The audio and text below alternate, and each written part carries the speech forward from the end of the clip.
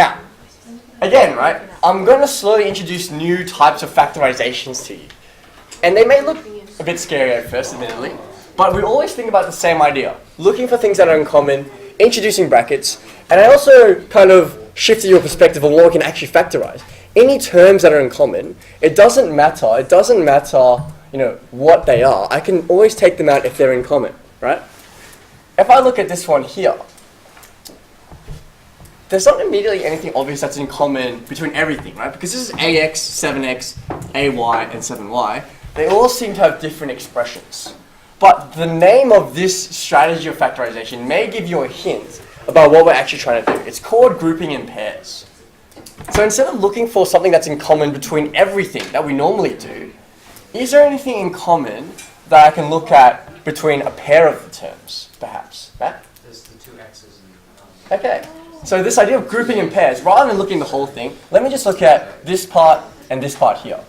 I can actually see there's something in common between this. There's an x, as Matt said. So I can factorize that component out.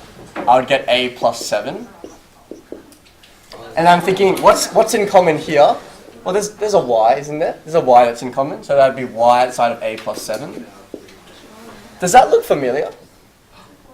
Yes. Yeah. Does the one we did before? It is. It looks like the one that we just did, right? So you can see how I started with this expression. I factorized them out into pairs. And then I said, hang on, but this a plus 7 is in common with that a plus 7. I can again factorize those ones out. And I know what that would be. I know that I get left with x plus y.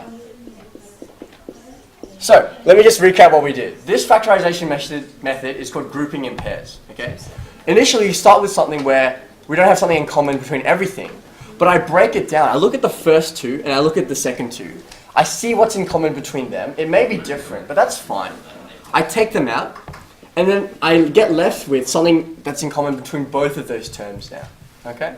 And I end up with my nice brackets that I like to see. And again, you can check that one if you want through expanding. It may not be necessary though, because, it'll just be a bit harder. Okay? But you can still do it. Same idea. I always want to look for what's in common. If I have 4 terms here, that's really what we want to look at grouping in pairs. That's really happening when you have 4 terms. You want to look for what's in common between these 2 pairs of terms, right?